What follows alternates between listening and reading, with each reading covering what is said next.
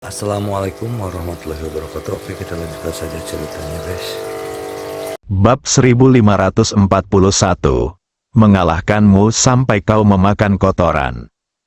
Pemilik Avenue Pen, Ye Guan dan Gu Pan keduanya sedikit terkejut. Apa yang dilakukan orang ini? Pemilik pena Dadao masih ada di sana sambil mengayunkan tongkatnya sebagai bentuk provokasi. Gu Pan menatap pemilik pena Avenue dan berkata dengan suara yang dalam, orang ini punya konspirasi. Selagi dia bicara, pandangannya tertuju pada tongkat hitam di tangan pemilik Dao Pen. Tongkat itu bentuknya agak aneh, dipenuhi jimat-jimat aneh, dan memancarkan cahaya redup. Sekilas tampak jelas bahwa itu bukan benda biasa. Gu Pan menambahkan, orang ini ingin memikat kita. Ye Guan berkata, kalau begitu, silakan saja. Sambil berbicara dia berjalan menuju bukit. Gu Pan sedikit terkejut, dia ragu sejenak, lalu mengikuti. Meskipun dia agak penasaran dengan perilaku Ye Guan, dia tidak bertanya. Ye Guan mengambil inisiatif untuk menjelaskan. Alasan mengapa dia melakukan ini adalah karena dia tampaknya ingin menarik kita ke sana. Tetapi sebenarnya, dia mungkin takut kita akan pergi ke sana. Gu Pan langsung paham.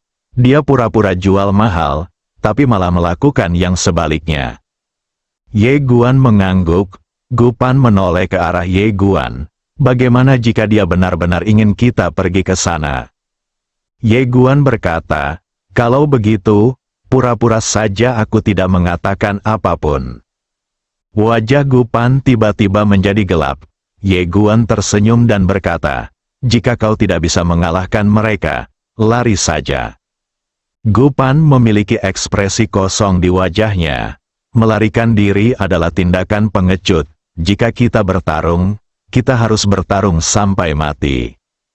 Ye Guan menoleh dan melirik Gu Pan. Aku mendukungmu.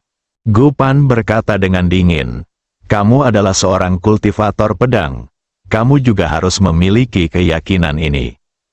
Ye Guan menatap bukit di kejauhan dan berkata, jika kita melawan orang ini nanti, apakah kamu ingin melawannya satu lawan satu? Atau apakah kita ingin melawannya dalam kelompok? Jika kita melawannya dalam kelompok, kita dapat menyerangnya bersama-sama. Jika kita melawannya satu lawan satu, aku akan memberimu kesempatan untuk melawannya secara terbuka. Jangan khawatir, aku tidak akan pernah ikut campur. Setelah hening sejenak, Gu Pan berkata, kalau begitu, mari kita hajar dia, tidak perlu bicara tentang kode etik untuk orang yang tidak tahu malu seperti dia. Ye Guan menoleh dan melirik Gu Pan. Jadi, kamu juga orang yang tidak tahu malu. Gu Pan, di kejauhan, melihat Ye Guan dan pria lainnya berjalan menuju bukit. Kesombongan di wajah pemilik pena Dadao berangsur-angsur menghilang. Tiba-tiba, Ye Guan dan Gu Pan mempercepat langkahnya. Kelopak mata pemilik pena Dadao berkedut, lalu dia berbalik dan lari. Melihat pemandangan ini, Gu Pan tahu bahwa orang ini sengaja membuat misteri, jadi dia segera melompat dan menghantam pemilik Dao Pen. Ye Guan juga mempercepat langkahnya. Namun entah disengaja atau tidak, dia setengah langkah lebih lambat dari Gu Pan. Tak lama kemudian, keduanya bergegas ke puncak bukit. Di puncak bukit, ada sebuah makam.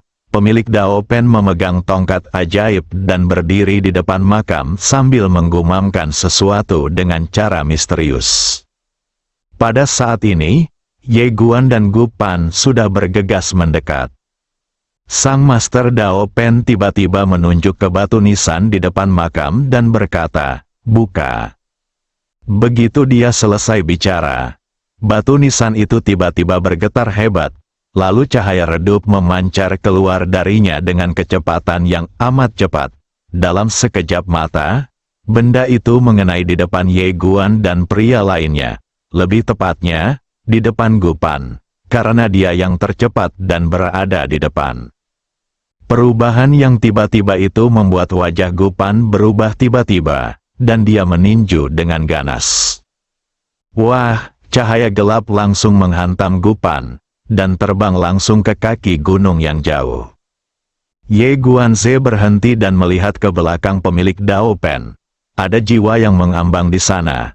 Jiwa itu seperti hantu, dengan aura yang sangat aneh. Ia berdiri berdampingan dengan pemilik Dao Pen. Melihat jiwa ini, Ye Guan mengerutkan kening. Sang Master Dao Pen melirik piringan kuno yang terbang itu, lalu menatap Ye Guan dan berkata sambil tersenyum, "Ye Guan, apakah menurutmu aku memanfaatkan kekuatan orang lain?" Sambil berbicara, dia mengetukkan tongkat di tangannya pelan-pelan, dan senyumnya berangsur-angsur berubah menjadi senyum yang ceria.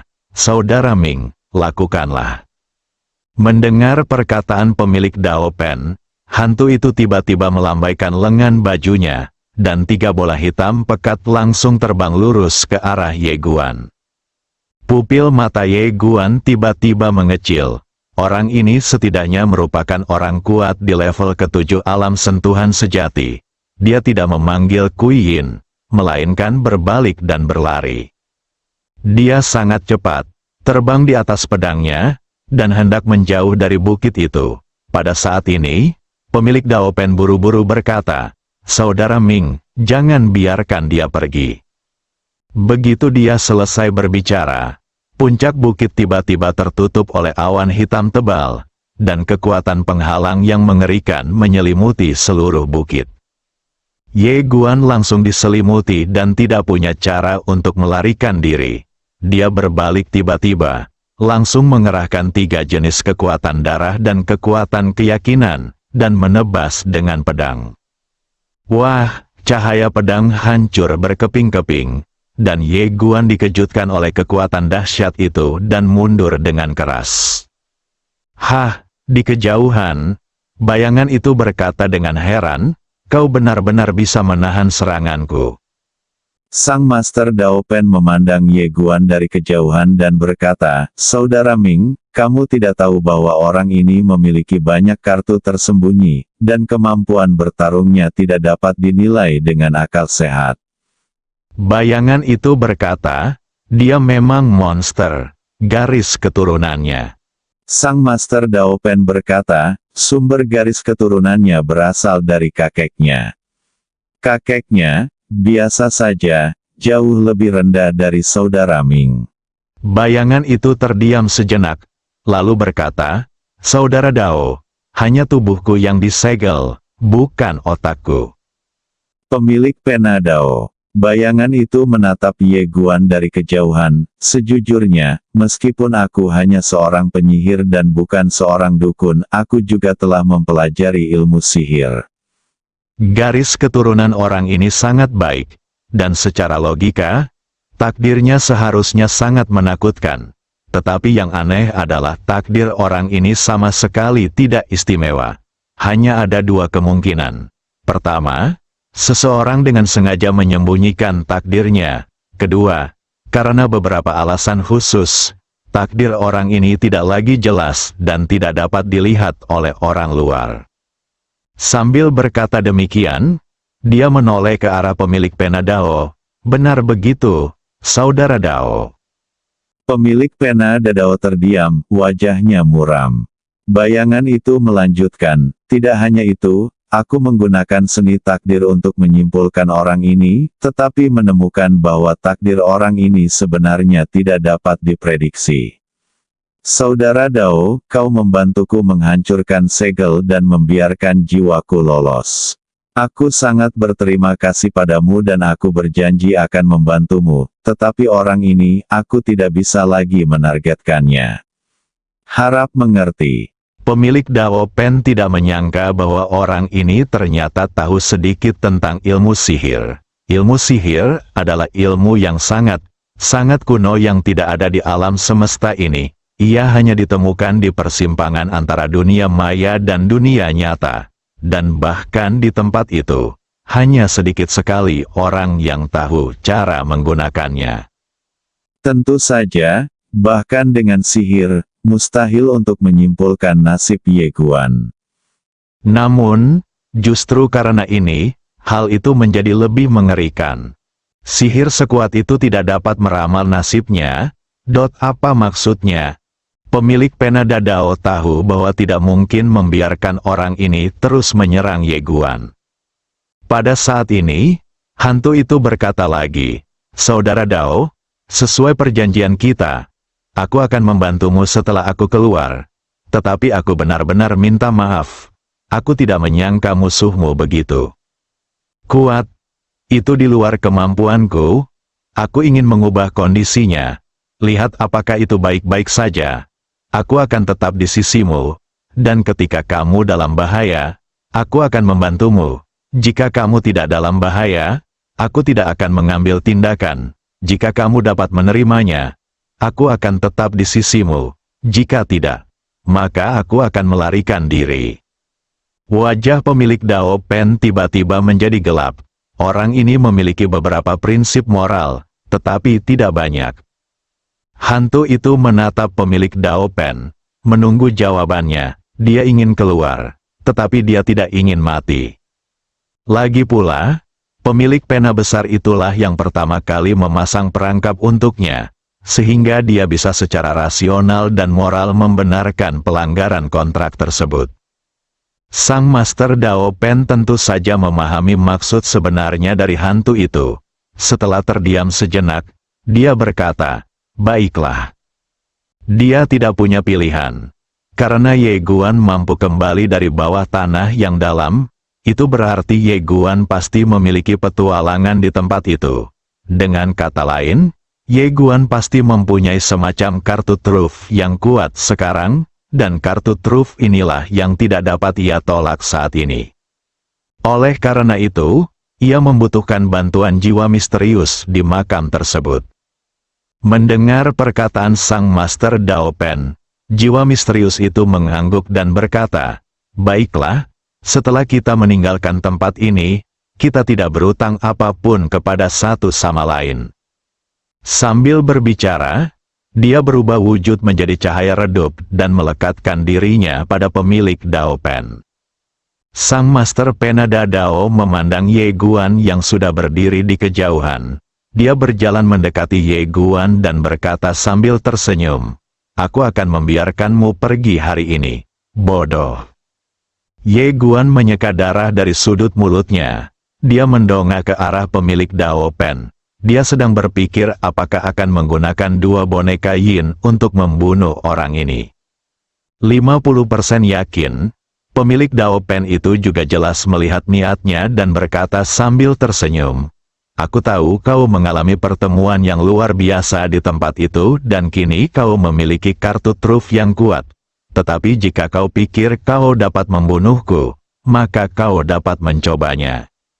Sambil berbicara, dia melihat sekeliling dan berkata, "Tempat ini lebih mengerikan dari yang kita bayangkan. Jika kita bertarung, itu pasti akan menarik perhatian makhluk lain. Hasil dari kedua belah pihak yang terluka akan menjadi keuntungan bagi yang lain. Kamu harus memikirkannya dengan saksama."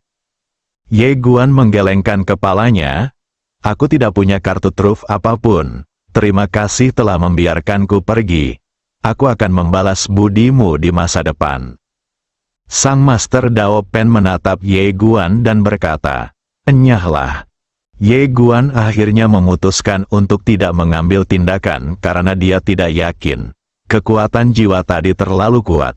Meskipun hanya berada pada tingkat ketujuh alam sejati, ia adalah orang hidup, dan lawannya pasti mempunyai kartu truf. Jika dia bertarung dengan keras, kemungkinan besar kedua belah pihak akan menderita kekalahan. Pada saat ini, Gupan di kejauhan juga memanjat. Dia terluka parah, dagingnya retak, dan darah mengalir di sekujur tubuhnya, seperti hujan. Itu sungguh tragis. Pemilik Dao Pen menatap Gupan yang tampak sangat ganas, "Dok Dao." Sambil berbicara, dia mengepalkan tangannya dengan kuat, dan energi dalam tubuhnya melonjak seperti air pasang, dengan tekanan dahsyat yang menyapu langit. Sang pemilik Pena Avenue menatapnya dengan tenang. Silakan. Jiwa misterius pemilik Dao Pen tiba-tiba memancarkan aura yang kuat, yang langsung menekan aura panci kuno. Gu Pan tertegun sejenak, lalu dengan tegas melepaskannya dan berkata dengan marah, "Dadao Gou, tunggu saja sampai tubuh asliku keluar dan menghajarmu sampai mati." Bab 1542, tempat di mana jiwa beristirahat. Tubuh Ye Guan menggelengkan kepalanya. Orang ini hampir dibuat gila oleh pemilik Pena Dadao. Tapi itu normal. Saat orang ini pertama kali muncul, dia hampir membuat pemilik Dadao Pen gila. Dia belum pernah melihat pemilik Pena Dadao semarah itu. Menghadapi ancaman Gu Pan, pemilik Dao Pen meliriknya dengan tenang dan berkata, "Aku sangat takut." Melihat penghinaan yang ditunjukkan oleh pemilik Dao Pen, Gu Pan sangat marah, tetapi dia masih menahan diri. Sedikit kurang kesabaran akan merusak rencana besar. Tak masalah, yang penting wujud asli kita terungkap, kita semua semut. Memikirkan hal ini, dia tiba-tiba merasa jauh lebih baik. Melihat Gu Pan tidak mengatakan apa-apa lagi, sang Master Dao Pen tidak mengejeknya lagi. Sebaliknya, dia menoleh ke arah Ye Guan dan berkata, "Dasar bodoh, ada situs perang kuno beberapa ratus mil ke kanan. Kau mau pergi ke sana?" Ye Guan berkata, "Pergi? Kenapa tidak pergi?" Pemilik Pena Avenue tertawa, "Apakah kamu tidak takut aku menipu kamu?" Ye Guan berkata, "Kamu bukan orang seperti itu." Pemilik Dao Pen tertawa terbahak-bahak, tanpa berkata apa-apa lagi, dia berbalik dan berjalan pergi. Ye Guan melirik pemilik Pena Dadao dan mengikutinya. Gu Pan ragu sejenak, lalu memilih untuk mengikuti. Meskipun berbahaya untuk mengikuti kedua orang bodoh ini, akan lebih berbahaya lagi jika tidak mengikuti mereka. Kalau tubuh aslinya ada di sini, tentu dia tidak akan takut dan pasti bisa menyapu bersih semuanya. Tapi dengan kondisinya saat ini, dia pasti lemah seperti ayam di sini, jadi mendingan dia ikut saja dengan kedua orang bodoh ini. Di tengah perjalanan, pemilik Dao Pen tiba-tiba bertanya, "Apakah kamu mendapatkan benda dewa aneh?" Ye Guan berkata, "Tidak." Pemilik Pena Avenue meliriknya dan berkata, "Aku percaya padamu." Sambil berbicara, dia perlahan menutup matanya. Jiwa misterius di tubuhnya berkata, biasanya, dia tidak bisa menghadapi dewa aneh itu. Bahkan jika dewa aneh itu sekarang jauh lebih lemah daripada saat puncaknya dan disegel, dia tidak bisa menghadapinya sekarang. Tapi, aura dewa aneh itu memang telah menghilang. Pemilik Dao Pen memiliki ekspresi kosong di wajahnya, karena dia juga merasa itu tidak mungkin. Tetapi dia tahu bahwa jiwa misterius itu tidak akan berbohong kepadanya. Aura dewa aneh itu telah menghilang, yang berarti pihak lain telah dihancurkan. Siapa yang bisa menghancurkan orang itu? Pemandangan daun, jelas tidak mungkin, hanya ada satu penjelasan, keluarga orang ini. Memikirkan hal ini, sang Master Dao Pen tampak dingin. Dia membuka matanya dan bertanya lagi, "Ye Guan, kamu yakin tidak menelepon siapapun?" Ye Guan berkata dengan tegas, "Tidak." Sang Master Dao Pen menoleh ke arah Ye Guan, dan Ye Guan berkata dengan serius, "Aku benar-benar tidak memanggil siapapun." Sang Master Dao Pen menatap mata Ye Guan. "Kalau begitu jelaskan padaku mengapa dewa aneh itu tiba-tiba menghilang, jangan bilang kau yang membunuhnya." Ye Guan berkata, "Guisen sangat baik. Dia tidak hanya mewariskan warisannya kepadaku, tetapi juga memberikan semua barangnya kepadaku. Aku sangat tersentuh." Pemilik Pena Dadao menatap Ye Guan tanpa berkata apa-apa. Ye Guan berkata, "Jika aku benar-benar ingin melanggar aturan, aku mungkin juga meminta ayahku untuk membunuhmu. Bagaimana menurutmu?" Master Dao Pen mengalihkan pandangannya dan berkata, "Ye Guan, Tidak peduli bagaimana kamu memecahkan dewa aneh itu. Aku hanya ingin memberitahumu bahwa jika kamu ingin melampaui ayahmu dan yang lainnya, kamu harus mengandalkan kemampuanmu sendiri. Setiap kali kamu berteriak, itu adalah penyebabnya, dan kamu tidak akan bisa menelan akibatnya di masa depan. Ye Guan mengangguk, terima kasih atas pengingatmu. Gu Pan tiba-tiba menyela, Guru Dao Pen, Anda benar-benar orang yang tidak tahu malu. Anda mencari bantuan di mana-mana, tetapi Anda tidak membiarkan orang lain meminta bantuan. Wajah Anda lebih tebal dari tembok kota. Sang Master Dao Pen menatap Gu Pan dan bertanya, tahukah kamu mengapa kamu di penjara?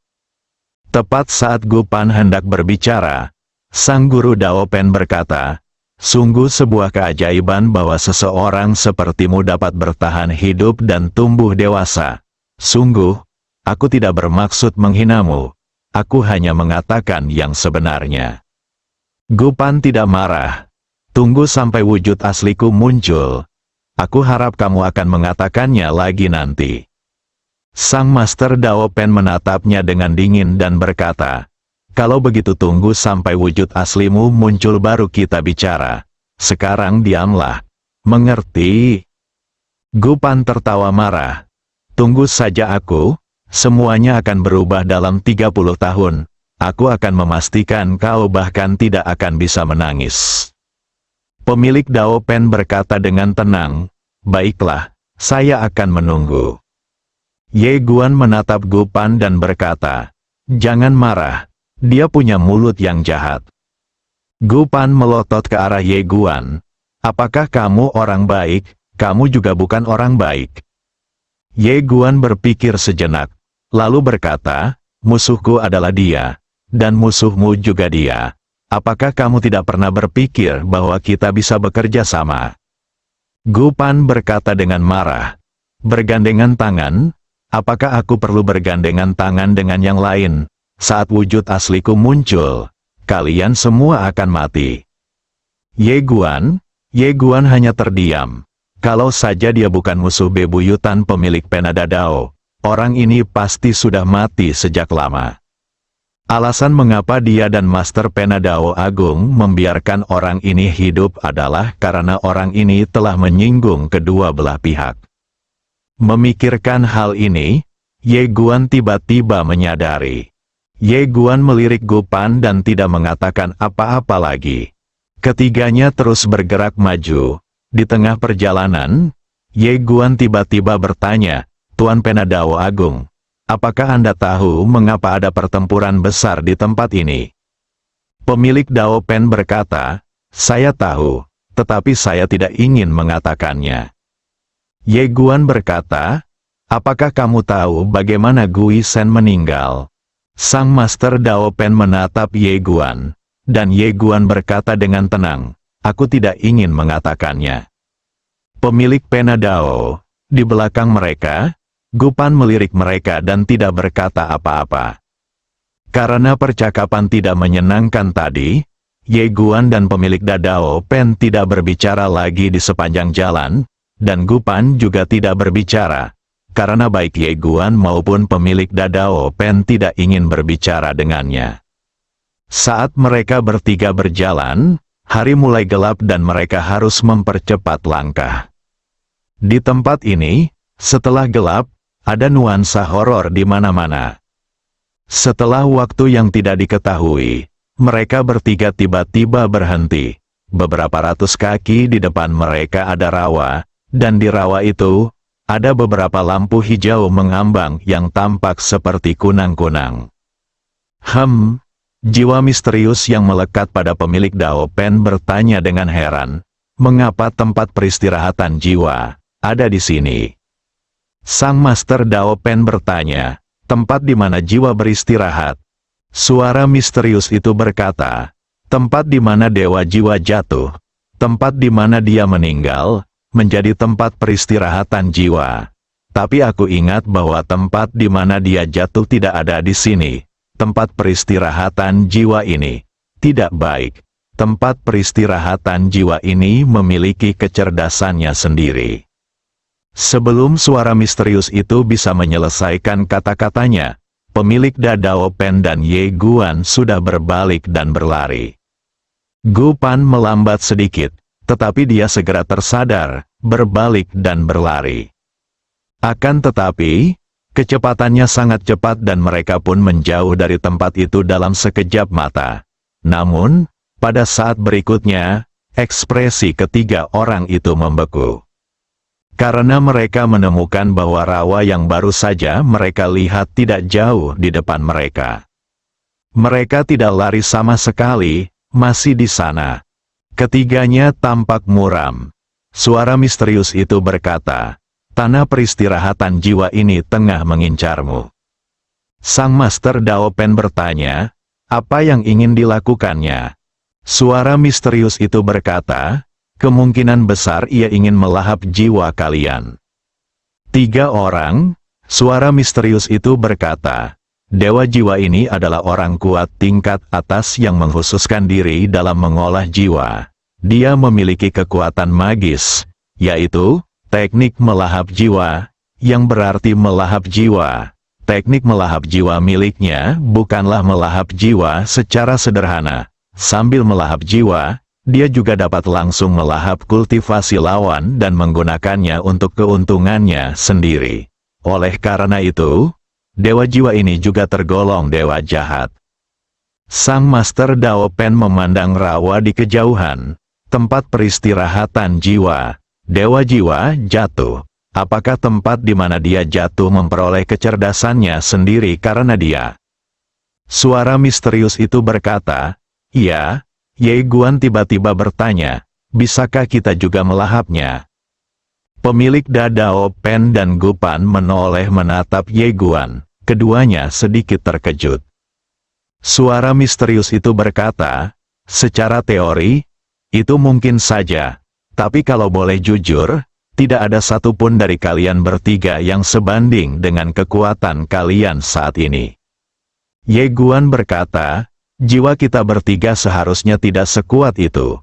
Mungkinkah target sebenarnya orang ini adalah Anda, Tuan?" Suara misterius, Ye Guan menoleh ke arah pemilik Dao Pen. "Larilah sendiri-sendiri, siapapun yang dikejarnya akan mendapat masalah." Setelah berkata demikian, dia berbalik dan berlari. Ketika pemilik pena Dadao melihat ini, kelopak matanya berkedut dan dia mengikuti Ye Guan tanpa berpikir. Gu Pan ragu sejenak, lalu mengikuti, melihat pemilik Dao Pen mengejarnya. Raut wajah Ye Guan tiba-tiba menjadi gelap, karena ia mendapati tanah peristirahatan jiwa muncul di hadapan mereka lagi. Target sebenarnya dari negeri jiwa ini pastilah orang misterius itu.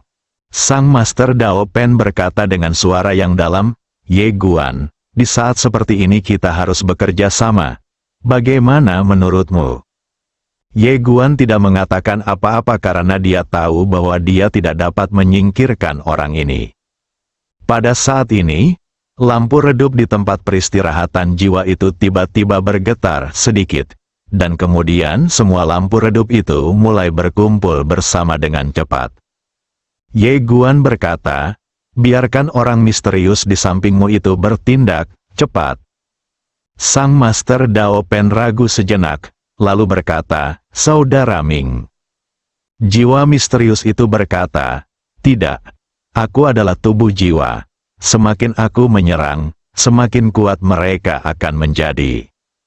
Pemilik Dao Pen menoleh ke arah Ye Guan dan berkata, "Tunjukkan padaku kartu trufmu." Ye Guan berkata, "Tidak ada kartu truf." Sang Master Dao Pen berkata dengan marah, "Sudah kali ini dan kau masih menyembunyikannya." Ye Guan berkata, "Apakah menurutmu aku bisa menjadi tak terkalahkan hanya karena aku mewarisi warisan dewa aneh itu? Apa kau bercanda?" Master Dao Pen berkata, "Meskipun kalian tidak terkalahkan, kalian pasti punya beberapa kartu truf. Cepat keluarkan kartu-kartu itu. Kalau tidak, kalian semua akan mati nanti." Ye Guan masih menggelengkan kepalanya. Tidak, Sang Master Dao Pen tampak muram. Dia berbalik menatap Gu Pan. yang berkata dengan dingin, "Jika aku menunjukkan wujud asliku, para penjahat ini," pemilik pena Dadao melambaikan tangannya dan berkata, "Baiklah, kuda sialan, kau tidak perlu mengatakan apapun." Bersambung.